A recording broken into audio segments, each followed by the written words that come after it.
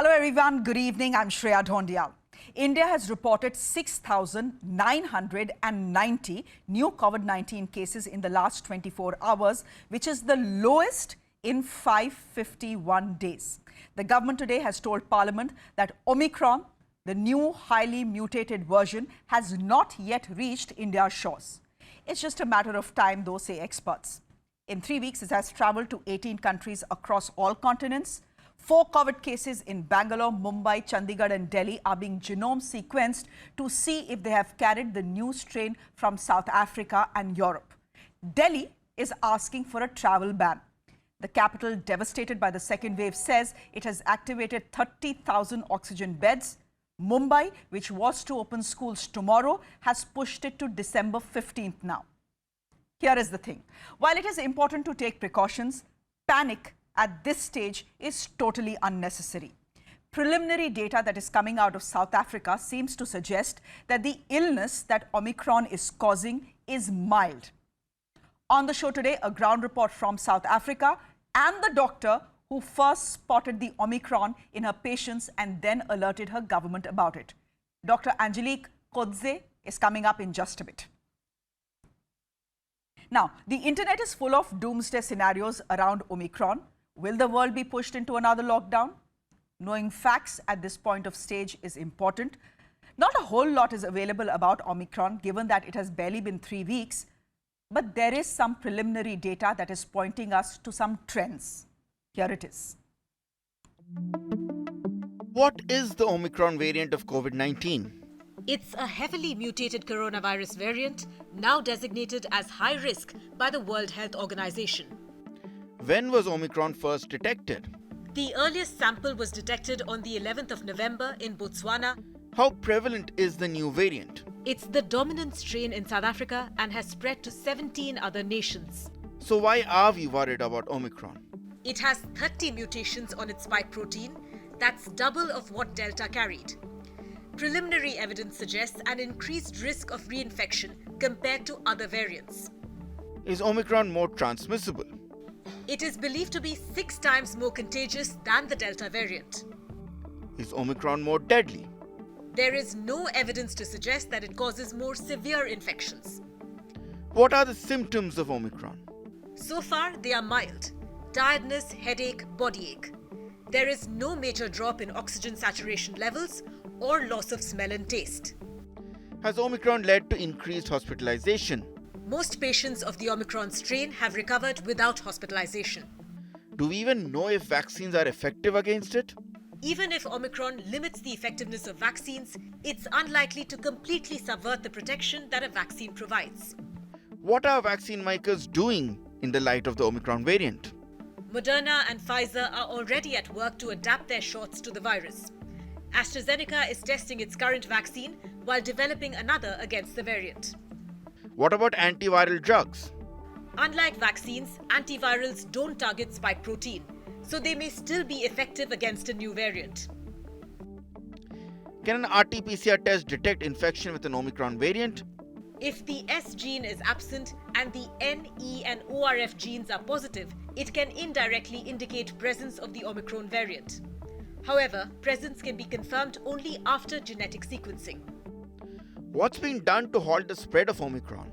Several countries are imposing restrictions on flights to and from South Africa. Will flight restrictions and sealing borders help stop the spread? There is a high probability that Omicron is already spreading in a number of countries beyond those where cases have been detected. Will Omicron spoil plans to return to normal? It's too early to say. Public health experts are urging people not to jump to conclusions. What can you do to stay safe? Get vaccinated, wear a mask, sanitize hands, and maintain social distancing. Dr. Angelique Kodze is the doctor who alerted the world about the new variant. After weeks of almost no COVID patients at her practice in Pretoria, the capital of South Africa, Kodze suddenly started seeing patients pour in. The symptoms were different from the Delta variant that she was seeing. What her patients had was essentially fatigue, head and body aches, and occasional sore throats and cough. But there was no elevation of pulse rates or a drop in oxygen like what we saw with the Delta variant. She immediately informed the government's advisory council on COVID-19. The rest, as they say, is history. Here she is speaking to CNN's Hala Gurani. This is fascinating to me, just how you came to this conclusion and how in the laboratory in parallel, there was also the realization that you may be looking at a new variant of this virus. Now, what were the symptoms? Because what you're describing doesn't sound like there's loss of taste or smell. It doesn't sound like there are respiratory issues. You're talking extreme fatigue was the main symptom. And then in younger people as well. So Yes, should we see that as should we see that as encouraging that this variant seems to be potentially more transmissible, but not causing the deathly symptoms that require hospitalizations? So, yes, I think you need to look at it from two ways. The one is to say there's a hype out there. Let us just wait and see what the clinical picture are like. And the other thing is to say to the public out there, listen, if you have this extreme fatigue, this malaise type of feeling, I'm not feeling very well, something is wrong. And the other thing that they also will tell me is that they've got this type of a scratchy throat. It's not a sore throat, it's just a scratch. They call it scratchy. It's very interesting. And it's sort of a dry cough, but it's not the same dry cough that we have seen previously.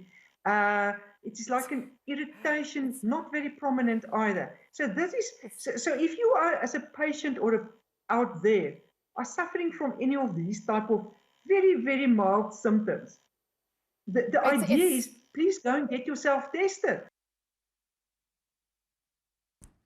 Now, we know that the virus is airborne, but can you really stop it from entering your borders with a travel ban?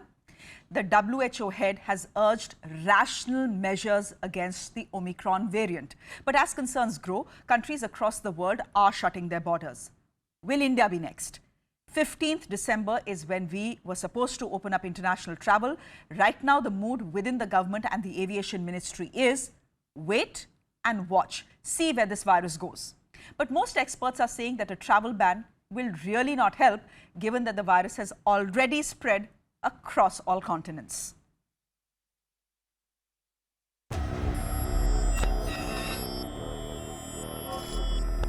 The virus is airborne, but can you really prevent it from literally flying into your country?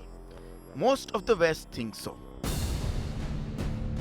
Britain, France, Germany, and much of Europe have banned flights from South Africa and other nations that have reported the Omicron variant. Japan, Taiwan, Morocco, Israel have also followed suit. India has not. But the clamour for a flight ban is growing back home as well, with chief ministers and health ministers of several states urging the central government to stop flights immediately, especially into Delhi and Mumbai. क्यों ना हम इस सभी risky countries के flights को ban करें और उस तरीके की विनती भी केंद्र शासन को करें। इस तरह की मांग भी मंत्रिमंडल में हुई है और आगे आने वाले एक आधा दिन में इसके बारे में अंतिम निर्णय लिया जाएगा।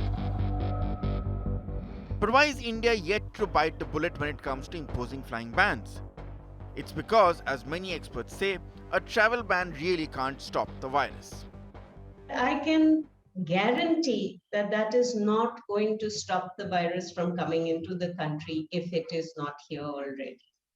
Because this is a virus that is in asymptomatic individuals, sooner or later it will come. Which is why India's response so far has been measured.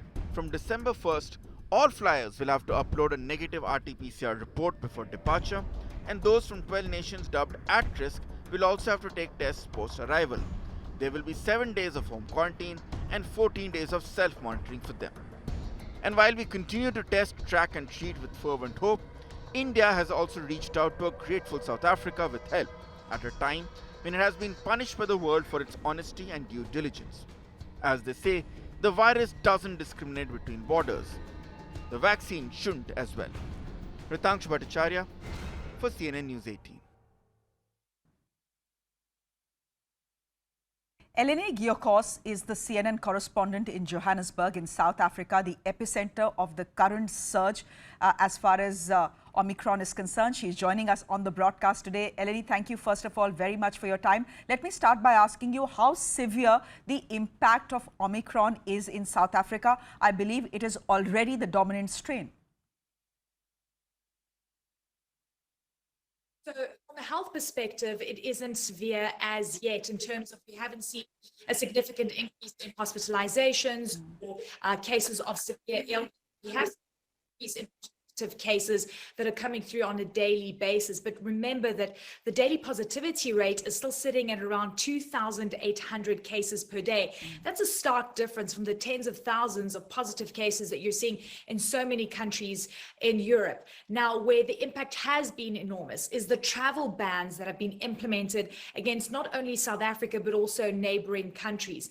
That has been absolutely devastating. It has caused pandemonium at the airports with people desperately trying to find a route out, and then importantly, what that would mean for the economies of these countries. We've had enormous backlash from not only world leaders, but also experts saying that these travel bans are not going to benefit anyone, and the Omicron variant is likely to have already spread around the world. Now, we already know that the Omicron variant has been identified in around 17 territories or countries on almost every single continent.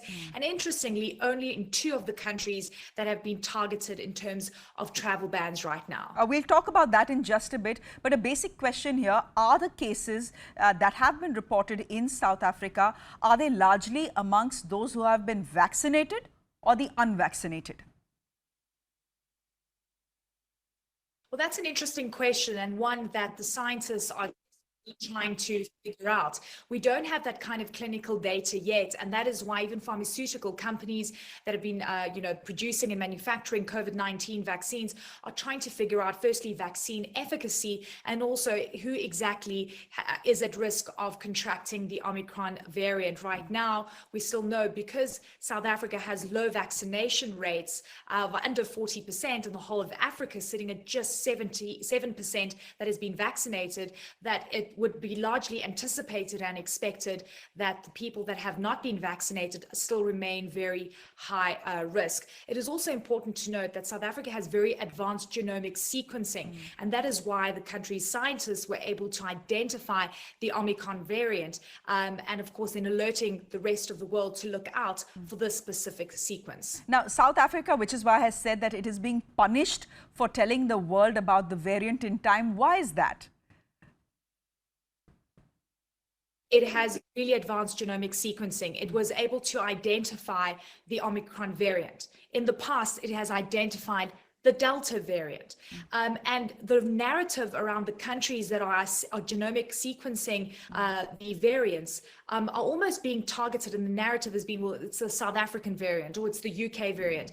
But actually, this is based on scientific research, and the country feels that it has been targeted because of its advanced scientific abilities. And in fact, you've heard the Malawian president saying that these travel bans are Afrophobic. They're not based on scientific reasons. You've heard from the United Nations Secretary General that he's very worried about the isolation of these Southern African countries. You've heard from the Red Cross saying that more African countries could be plunged into poverty because of these travel bans. It is because of South Africa's advanced genomic sequencing that the world now knows about this Omicron variant, where other countries are able to specifically identify the extent to which it has already spread. Eleni, we leave it there for the moment. Thank you very much for joining us from Johannesburg, getting us updates on what is happening on the ground in South Africa. Now, while every country obviously needs to look out for itself, the fact is, and this is something scientists in the WHO is saying as well, is that the approach and the response to Omicron needs to be scientific and it needs to be rational. Now, Omicron technically should have been called She if protocol and order was followed by WHO. But it wasn't, out of fear that it may anger China's Xi Jinping. And then just like that, once again, WHO's deference to China and its attempts to shield China from global backlash for all its lying and stalling is back in focus. What is in a name, you may ask? A lot for the World Health Organization if the Chinese are involved. The COVID, it's got about 24 names. I can call it from COVID to China virus. I can call it the plague. I call it the China plague. A lot of different names. To avoid stigmatizing any city or country, the WHO decided to name all COVID variants after Greek alphabets: Alpha, Beta, Gamma, etc. Now, when it came to naming the 50 mutation-strong virus that emerged from South Africa, 12 Greek letters had already been used. The 13th was Nu. In its wisdom, the WHO decided that Nu would be confused with New, so they skipped it. The 14th letter turned out to be even more dangerous: Xi. Hey, it was after all part of Chinese President Xi Jinping's name. Deferring to Chinese sensibilities, the WHO skipped Xi as well and named the new variant Omicron, which is the 15th Greek alphabet. All political parties should be to save their people. Please don't politicize this virus. All pandemics are inherently political by the looks of it. 2 years, 250 million plus infections, over 5 million deaths, yet officially we still do not know when and where the COVID-19 virus came from. How it jumped into humans, bringing to fore an unprecedented global health crisis. 2 WHO teams, handpicked by the Chinese, did make it to Wuhan, but were given limited access. Not surprisingly, the end report, running into thousands of pages, remains inconclusive, with a lab leak theory being termed extremely unlikely. Later, the WHO expert who led the probe said the Chinese had pressurized his team to dismiss the lab leak theory. Yet, the WHO chief saw every reason to heap praises on Xi Jinping's handling of the outbreak. An outbreak, just by the way, the Chinese delayed in telling the world about. I will praise China again and again because its actions actually helped in reducing the spread of coronavirus to other countries. Meanwhile, as the WHO looked away, China was busy cracking down on information and arresting those who were speaking the truth. This doctor in Wuhan, who tried to warn fellow medics about the new virus, was investigated by the police for spreading rumors. He died after contracting the virus. A Chinese virologist, Dr. Li Mengyang, had to escape to the US after she said that the coronavirus originated from a lab in Wuhan. With Rajiv Kumar in New Delhi, I'm Shreya Dhondial. With that, we are slipping into a quick break here on Debrief. Up next, does Omicron escape vaccines? We are hearing from the head of Pfizer. Do stay with us.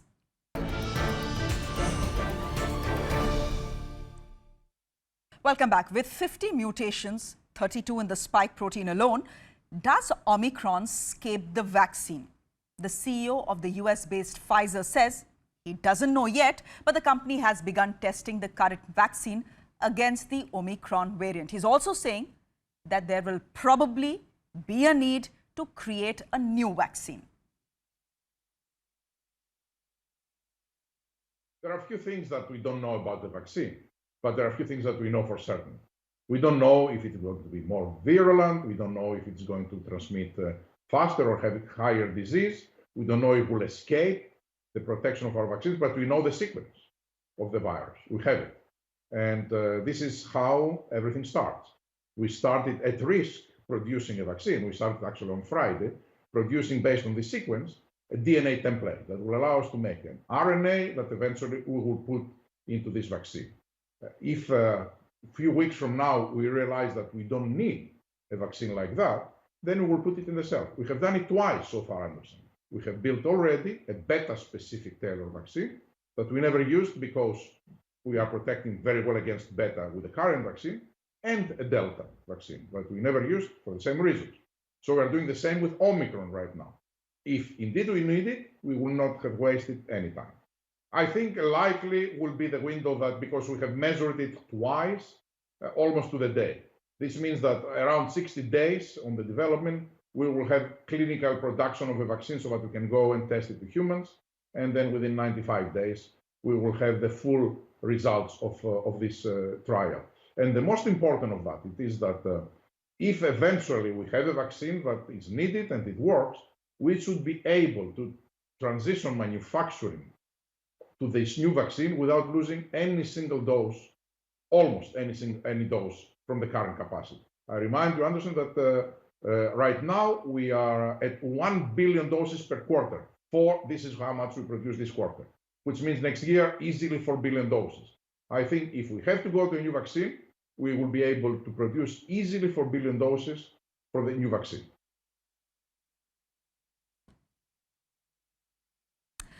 Mr. Bourla there is also confident that their anti-COVID pill will be unaffected by the Omicron variant, and there are other anti-COVID pills that are in the process of being made by pharmaceuticals across the world. Some have got approval as well. With that, it's a wrap from me. Thanks for watching. Good night.